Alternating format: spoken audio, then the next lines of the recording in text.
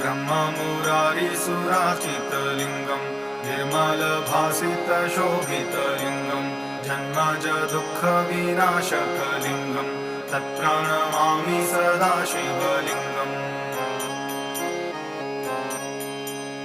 देवमुनिप्रवराचितलिङ्गं कामदहमकरुणाकरलिङ्गं रावणदर्पविनाशनलिङ्गं तत्प्रणमामि सदा शिवलिङ्गम्